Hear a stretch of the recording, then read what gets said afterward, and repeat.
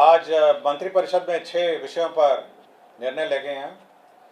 सबसे महत्वपूर्ण निर्णय राज्य में शिक्षा बहाली की और नियुक्ति की नियमावली का निर्णय मंत्रिपरिषद ने आज लिया है। इस नियमावली का नाम होगा बिहार राज्य विद्यालय अध्यापक नियुक्ति, स्थानांतरण, अनुशासनिक कार्रवाई एवं सेवा शर्त नियमावली 2023। इस नियमावली के तहत अब जो भी नियुक्तियां राज्य सरकार शिक्षकों की करेगी वह अब राज्य कर्मी होंगे, राज्य सरकार के कर्मी होंगे। यह एक महत्वपूर्ण निर्णय है। इससे पूर्व आपको जानकारी होगी कि राज्य सरकार राज्य में पंचायत शिक्षक, पंचायत समिति शिक्षक और जिला परिषद के शिक्षक और नगर निकाय के स्थानीय निकायों के शिक्षक रहा करते थे। अब जो भी नई नियुक्ति होगी अब वो राज्य सरकार नियुक्त करेगी।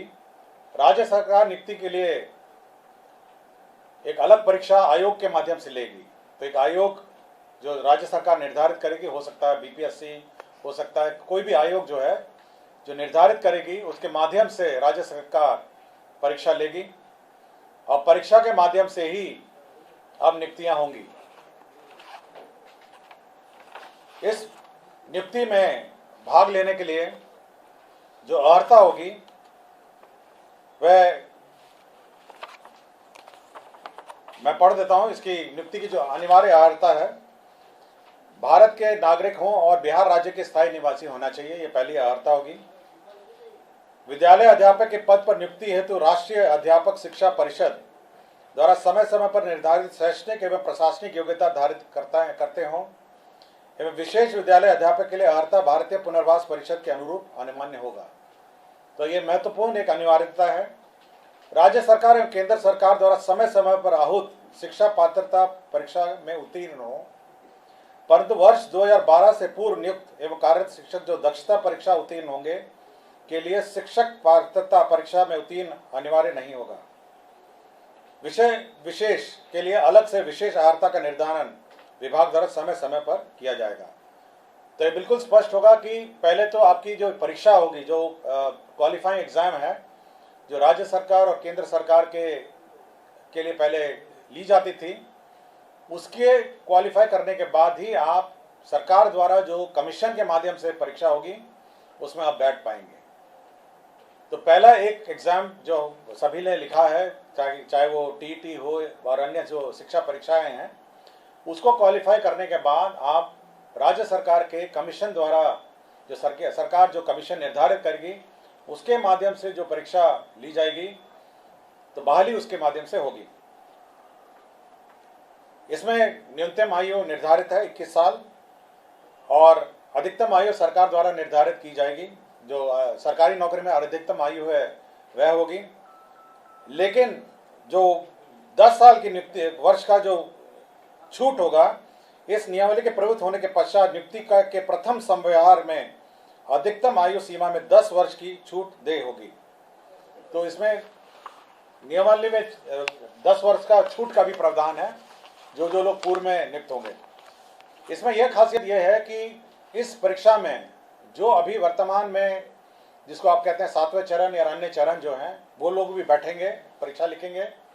और साथ ही साथ जो अभी तक जो शिक्षक नियुक्ति जो गैर सरकारी शिक्षक हैं, जो सरकार के जो नगर निकाय और पंचायत स्तरीय और स्थानीय निकाय के शिक्षक हैं, वह भी इसमें बैठ पाएंगे। तो सभी प्रकार के शिक्षक जो हैं, जो अर्हता रखते हैं, वह बैठ पाएंगे और इस नियमावली के माध्यम से अगर अर्हता रखते होंगे तो कमीशन द्वारा जो परीक्षा ली जाएगी उसमें बैठेंगे।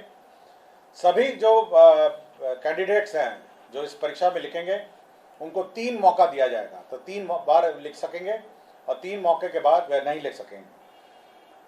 जहाँ तक रिजर्वेशन की बात है, सारा राज्य सरकार द्वारा निर्धारित आरक्षण रोस्टर का पालन किया जाएगा और लेकिन साथ ही साथ जो आरक्षण है प्राथमिक एवं मध्य विद्यालय के मूल कोटि एवं स्थानक कोटि के विद्यालय प्रधानाध्यापक के पद पर प्रत्येक विषय में न्यूनतम 50% महिला अभ्यर्थियों की नियुक्ति की जाएगी। जो वर्तमान में शिक्षा में जो आरक्षण लागू है वह यथावत रहेगा, किंतु अन्य जो महिलाओं को छोड़ के अन्य जो राज्य सरकार का जो आरक्षण का नियम है वह लागू होगा।